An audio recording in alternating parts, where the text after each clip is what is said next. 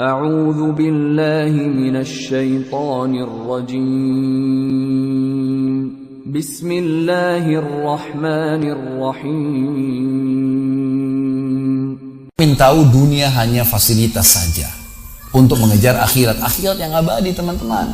Akhirat yang abadi, kejar di sana. Walad darul akhiratu lahiyal hayawan, kata Allah. Darul akhirah, tempat akhirat adalah kehidupan yang abadi. Di akhirat, kata Nabi SAW, kalau seorang mukmin masuk ke dalam surga, tidak ada capek, nggak ada gangguan orang, nggak ada sedih, nggak ada penyakit, nggak ada buang air besar, nggak ada buang air kecil. Makanan dan minuman yang dimakan ahli surga yang tidak dibutuhkan oleh tubuhnya akan keluar dalam bentuk keringat yang lebih wangi dari bau kasturi. Nggak ada lagi masa tua, nggak ada masa anak-anak. Semuanya berumur 33 tahun. Dan semua laki-laki akan kembali kepada poster ayahnya Adam, 60 siku ke langit, 27,5 meter. Dan semua perempuan kembali kepada poster ibunya Hawa, 40 siku ke langit, 17,5 meter. Nggak lebih ya daripada itu, dan nggak pendek nggak tinggi. Jadi teman-teman yang pendek nggak usah khawatir. Ini cuma dunia.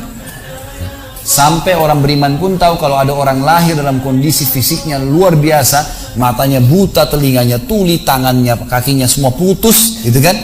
Itu tetap bagi orang beriman punya nilai, karena itu cuma dunia. Begitu dia meninggal, jasadnya akan dimakan oleh tanah, sebagaimana sabda Nabi SAW, semua jasad kalian akan dimakan oleh tanah kecuali tulang ekor kalian yang darinya Allah akan tumbuhkan kalian.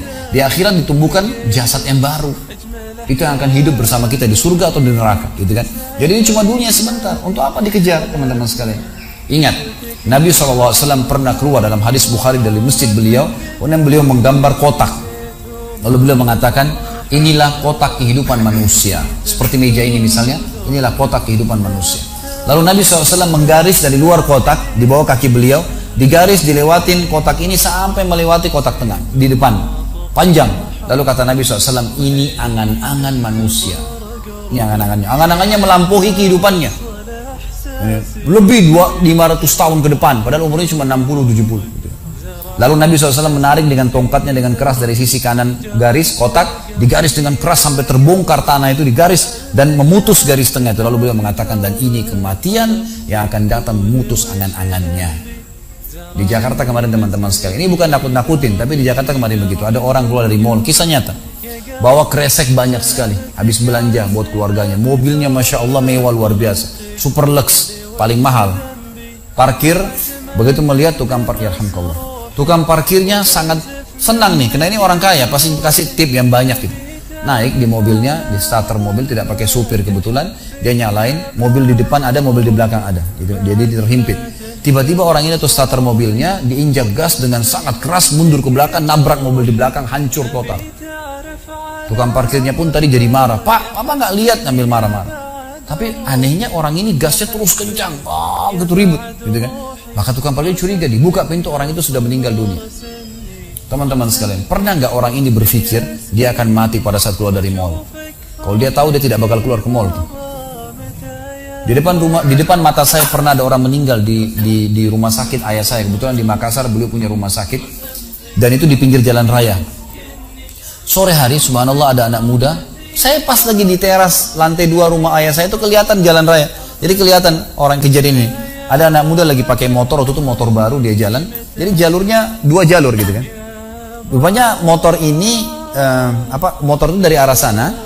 Kemudian di sini ada mobil pick up yang pelan jalannya gitu. Ada mobil truk pelan jalannya. Di belakang ini rupanya ada mobil truk pelan, di belakangnya ada mobil pick up. Mobil pick up ini mungkin karena terganggu, dia bukan ngelewatin dari kiri, dia keluar ke jalur sebelah. Keluar, motor yang tadi lagi kencang, dia tidak sangka tabrak, meninggal di tempat. Jatuh tergeletak, motornya dibawa, dicek di rumah sakit ayah saya di klinik, ternyata sudah meninggal dunia. Saya lihat orang itu subhanallah tergeletak. Ada beberapa produk yang dia bawa di motornya. Lalu saya bertanya, saya muhasabah sendiri, orang ini pernah berpikir nggak ya waktu keluar rumah tadi akan dia tabrakan, dia akan jatuh? Saya yakin tidak. Kalau dia berpikir, dia tidak akan keluar dari rumahnya. Tapi begitulah ajal kalau datang, teman-teman sekalian. Kalau datang, tidak akan terlambat sesaat atau berkurang sesaat. Harus pahamin, gitu kan? Jadi jangan sampai kita berlebihan. Saya tanya teman-teman, Anda jujur jawab. Kalau seandainya Anda ke dokter, lalu kemudian dokter mengatakan, maaf Pak, Bu, umurnya tinggal 2 minggu menurut ilmu medis. Ini ada penyakit parah, tinggal 2 minggu, dokter nggak bisa obatin lagi. Kira-kira orang yang seperti ini sudah divonis sama dokter akan mati 2 minggu lagi. Nggak ada lagi, sudah kankernya, sudah tumor segala macam di tubuhnya, sudah segala macam penyakit. Nggak bisa lagi hidup orang ini. Kemudian ada orang datang, temannya bilang, itu si fulan, ceritain kamu. Kira-kira dia masih mau ribut berkelahi? Itu orang tuh mau mengambil hakmu, masih mau mengebut lagi? Sudah semua? Enggak, sudah, aduh, nggak mau tahu. Ini 2 minggu lagi mati. Semestinya teman-teman tidak usah tunggu vonis dokternya. Siapa yang bisa jamin sekarang di masjid ini teman-teman ada dari tembok ini tiba-tiba malaikat maut, saya lihat antum tidak lihat, orang roh saya tinggal dikenang. Khalid Basalamah pernah ceramah, selesai. Dan anda juga bisa begitu setiap saat. Bagaimana orang bisa tenang nih dalam kemaksiatan kepada Allah sementara setiap saat malaikat maut bisa datang jemput dia dan ada hisab semuanya. Ini bahaya sekali. Baik, saya pernah mengadakan pelatihan teman-teman sekalian di masjid yang besar. Masya Allah, mungkin seperti ini malah lebih besar. Lantai 2 juga seperti ini dan penuh. Di lantai 2 itu ada banyak ibu-ibu akhwatnya. Saya bicara masalah kematian selama 2 jam, materi lengkap. Kemudian setelah itu sebelumnya saya bilang sama panitia tolong supaya lebih hidup suasananya, siapkan kebutuhan jenazah, meja, kain kafan, sama menyan-menyannya semua. Kemudian di sebelah masjid buatin liang lahat. Baik Ustaz, dibuatlah. Selesai saya ceramah 2 jam, saya bilang, Bapak Ibu sekalian, saya mau ajak anda 5 menit coba menjadi jenazah. Ada yang mau? Sempat ada yang angkat tangan depan saya. Kebetulan ini teman kita ini, saudara kita tukang batu. Adiknya dia kembar anak SMA, sering ikut pengajian saya gitu. Dia hadir juga. Dia bilang, saya Ustaz. Baik, silahkan. Pak, saya minta tolong satu hal ya. Kalau Bapak naik nanti di atas meja ini, dibungkus dengan kain kafan oleh panitia, tutup mata anda dan bayangkan anda sudah mati dan dengarkan apa yang saya ucapkan. Baik Ustaz, baik. Saya juga bilang sama panitia di atas masjid waktu itu, ibu-ibu, silakan kalau ibu mau coba, panitia tolong bantu. Saya sudah pandu waktu sebelum pengajian. Ringkasnya adalah dia naik. Subhanallah, begitu dia naik, Bapak Ibu sekalian, orang ini naik di atas meja, begitu tutup matanya dan ditempelin kain kafan di pipinya. Ini kain kafan asli kita beli. Ditempel di pipinya, langsung dia nangis. Nangis dia, terisak-isak. Lalu kemudian panitia taruh tangannya di dadanya, harus dibungkus gitu kan. Lalu saya bilang, Pak, coba renungin sekarang anda sudah mati dan hiruk-pikuk di masjid ini ada orang nangis. Kebetulan adiknya dia yang kembar ini murid saya duduk di sebelah kiri kanannya dan membayangkan benar kakaknya meninggal. Mereka betul-betul menangis gitu. Ada jemaah-jemaah juga yang lain pada nangis. Saya bilang hiruk-pikuk masjid ini yang sedang menangis, ada yang sedang ngobrol. Ini anggap di rumah anda pada saat anda meninggal dunia. Dan anda tidak bisa protes. Gak bisa bilang saya tidak mau, jangan ribut, gak bisa lagi. Udah. Panitia pun menaruh tangan kanan di atas tangan kiri, kita nggak bisa protes taruh di dada. Dibungkus dengan kain kafan pun nggak bisa. Baik, Pak, bayangkan semua peluang amal saleh yang semestinya anda bisa kerjakan, sholat malam, sedekah, bakti dengan orang tua, baca Quran, sholat berjamaah, yang anda sia-siakan dan anda menyesal kenapa tidak kerjakan sekarang. Dan bayangkan semua peluang dosa yang anda tidak sia-siakan. Kesempatan zina, berzina, kesempatan dusta-dusta, kesempatan riba-riba, semua dikerjakan. Dan anda tidak sempat taubat dan Allah akan hukum anda sekarang. Itu Bapak Ibu sekalian, saya tidak karang-karang dia sampai nangis-nangis Bapak ini. Terus dia nangis. Lalu saya bilang, tolong panitia, datangkan geranda jenazah. Didatangkan. Baik Pak, sebentar lagi kami akan angkat badan anda di geranda ini dan kami akan bawa anda ke liang lahat sebelah masjid. Diangkatlah dia. Saya bilang, Pak, renungin, resapi tubuh anda kesentuh dengan geranda ini. Ditutuplah lalu dipikul. Lalu saya pandu pakai mic, saya bilang, Pak, inilah detik-detik terakhir anda bersama kami. Terus sesalin perbuatan-perbuatan dosa yang anda pernah lakukan, peluang-peluang ibadah yang anda sia-siakan. Sampai tiba di luar masjid, saya turun ke liang lahat, saya buatin sendiri tanah, kemudian saya buatin kemudian lalu diturunkan dia. Setelah diturunkan, saya suruh tutup matanya, kemudian ditutup dengan kain. Saya keluar, lalu saya pakai mic, saya bilang, Pak, buka matanya. Inilah rumah anda sekarang.